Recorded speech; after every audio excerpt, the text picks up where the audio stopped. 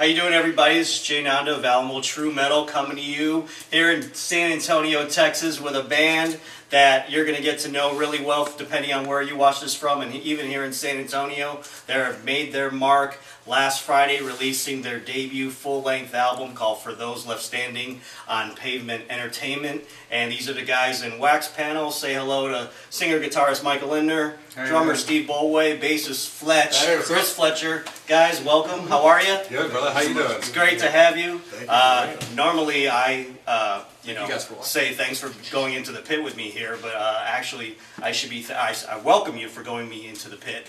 But this time, I should be thanking you because you're welcoming me here into your rehearsal space here in San Antonio. The guys are psyched. They're riding high with, like I said, their debut album, and just wanted to say welcome and how's it going? What's going on with the band? And just to talk about the debut album. So For Those Left Standing came out last Friday. Waxpanel describes themselves as a modern Christian grunge band. So there's three separate entities almost there to talk about. We're going to get to it all today. But Mike, I want to start with you. Waxpanel is your baby. This is an album that basically Waxpanel formed in 2008. Correct. So even though you do have an EP that you guys released called Beginnings that we'll talk about as well, obviously last Friday is a milestone in your band's history. Yeah. Talk about reaping the rewards of long, hard work when you release an album full length 11 years after your formation. I mean, just tell the folks out there and me just the journey that you guys have been on to start out. Awesome. Thank you so much. Like you said, Waxpanel started out in 2008. So the first 3 years it took us to my old guitarist and myself just trying to find different musicians to work with. We had a lot of different people around San Antonio that just came in and out of the picture, and so it was just frustrating trying to get the band up off the ground running with a full lineup. So 2008 or 11, 3 years later, Steve came into the picture. Steve brought his buddy Nicholas Gonzalez, our old bass player, and so from that point forward, we started doing local shows. We went into the recording studio a couple months after that and recorded our first EP. So we released a couple EPs before this full-length album, and you have one of them that's Beginnings. And this Beginnings EP was what Pavement Entertainment, we sent them about a year ago, and they liked the song The Struggle. And so they offered us a deal, and then we went back into the studio and added 6 more songs on top of that to get our For Those Left Standing album. So that's kind of hopefully a quick answer. All right, very good. Well, I'm going to get a basic question out of the way. Of course, the band is from San Antonio, but Fletch here, of course, has moved away. He's used to live here, so he specifically drove 3.5 hours just to go into the pit with me here, and a sacrifice he made here for you guys. So, Fletch, where did the name Waxpanel come from? Well, that's Micah's brainchild. I would have a different name for it. But I love the name. It's grown on me. But Micah's a nurse, and when he was going through schooling, from what I understand, he worked at this auto parts kind of place or whatnot. He was looking through some pages of a manual and saw wax and panel, and then so smashed them together like a sandwich, I guess, and then you got Waxpanel. Mike, is that pretty? It's pretty accurate. Frame of mind for coming up for the band. Yeah, I used to listen to enough of the interviews and been with me long enough to try to put the story together as best as possible. He's been jamming with me for about 5 years now, so it's pretty awesome. Well, I remember one of the things that you were looking for was something that had that like Soundgarden. Like, it's 2 words, but then it's one, and Silverchair Soundgarden. Correct. Yeah. So. Well, of course, you guys have described your sound as a Christian modern grunge band, and so I've read up on your influences, and like you said, Soundgarden, Nirvana, that sort of thing. But I'm wondering as well, from the Christian angle, do you even go further back a decade or so in the 80s to bands like maybe Stryper, Barren Cross, Bloodgood? Did that have any bearing on your sound and just what kind of band you wanted? I really believe that a lot of the Christian stuff that has influenced us would probably be a little bit afterwards, in the 90s. For Micah and myself, we have bands that really brought us into the music scene. The Christian music scene really wasn't something we were a part of originally. And it was a hard was a hard way into the whole deal because a lot of stuff is very light. It's very, you know, not that there's anything wrong with worship music, of course, but it all seemed to be one style back in the day. And Striper and stuff was going on, you know, we'll listen to them. But I think for Micah, it wasn't until Living Sacrifice that he started to get into it. Christian metal. And for me, for me, it was kind of the same idea. I had Disciple, huge. When I heard them in the early 2000s, I was like, oh my gosh, I didn't know Christian music could sound like this. I'm like, yeah, you know, I can mosh and worship at the same time. Heck yeah. And I think that's the kind of stuff that brought us in. And when we realized that nowadays you got rap, you got R&B, you got a lot of different styles really going for it. I think being able to squeeze in and say, hey, you know, alternative and grunge styles from the 90s don't really have a home in the Christian scene. So let's try and squeeze in there. So, yeah. Micah, why is it so important for your band to spread the message of your belief in your faith on this platform to fans, new and old, or fans that are going to come out in the future? Why is it so important for you guys to spread the gospel of Christ in your music? Because that's what I believe that we were designed to do. You know, we're all followers of Jesus Christ in our band, and we don't want to paint a picture of confusion or a message of confusion to anybody. You know, and it's very important for us because there's a lot of bands out there that'll take a stand and say, well, we're Christians and we're in a band, but we're not a Christian band. And yet they write all their songs about God. So to me that sounds like it was very confusing. You know, and if you have bands that are non-believing bands, maybe they're satanic bands, they have no problem whatsoever advertising their beliefs, you know, in metal or whatever kind of genre we're talking about. So as us as Christians, we want people to know that that's what we stand for and that's what we believe.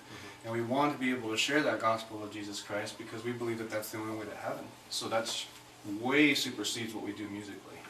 So that's why it's important for us. We feel like it's injustice to people to believe that we have the truth, but then not share that. Sure. Yeah, so we're not going to force it on anyone either. Yeah. It's just our way of bringing it to them. Sure. So yeah, when we play in clubs and whatnot, in bars, we just get on stage and we just say a prayer and we just ask for God's protection for everybody there. Because unfortunately, these places are real dangerous for all kinds of bands nowadays. So we don't ever know who's going to come in and out of those doors. So we ask for people's protection and just that they have an open heart and mind to hear the music and the message, and then we just play our music. So let's talk about some of the songs on For Those Left Standing. Of course, like I said, some of the songs on the original EP have been added to make that full-length album that was just released February 22nd on Pavement Entertainment. Go get it. Go check it out. It's cool to me. Like, let's talk first about the... we're not going to break down all 12 songs. Micah does that on his Facebook Live. But for brevity's sake, for a few songs... First, let's talk about the sequencing of the album. Of course, you've got older songs added to the mix. Was there any thought, what was the thought into how you wanted to, because it seems like, for me as a listener, I kind of, you know, you got a couple of super rockers in the beginning, like Suitcase, and then you have the really, I don't want to say blatant Christian songs, but like From Here, that, you know, in the middle. And even your press release from your publicist says that you guys evoke the sounds of Toadies, Blue October, and I think the middle of that album kind of represents that kind of sound. And then at the end you have a little mix. So sequencing-wise, whoever wants to answer that one first, what went into the thought process of how you wanted to order the songs on the album? Oh, well, I mean, I think a lot of the way that we think when it comes to even our show playing, we kind of like it to be an experience. You know what I mean? Like a roller coaster ride almost. So you kind of have when we come into the album, we have the struggle and dying side, and those take the lead. And I really think it's cool because you're like, wow, this is a big intro, we're into this now. And then you kind of just start to take that, you know, decline, you get down in there, you start to chill out, you hear our worship songs. You know, they really are. They're upfront about the message, blatant about it. And it's also really cool because it gives that breathing room, you know. Sure. And you come down there for a little while, and we start to take that upturn. And we have Absolution. My favorite. Yeah. It's one of mine too. My song is near the end as well.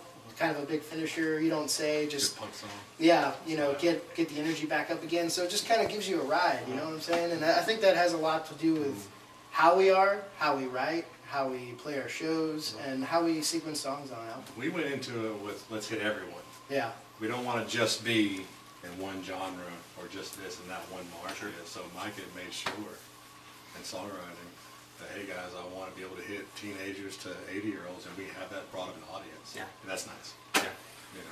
Why is Absolution your favorite? Oh man, it's just a driving song, A lot of good songs are catchy songs. You just got good hooks. Because it features the bass. Yeah, that too. The bass gets so It's bass driven, but the bass is getting it's a just little bit something you can sing, and the tones and the leads and the guitars just makes you want to go fast, man. I don't know. It's just you don't think about it. It's a repeating. One of those songs you just kind of repeat the lyrics, and it's just fun for me. It is fun. Yeah, for sure. Actually, that has just a small little paragraph of lyrics. Of all the lyrics, some songs just have a story, and that one's just like that. Yeah. So It repeats itself, right? Yeah, it does. Yeah.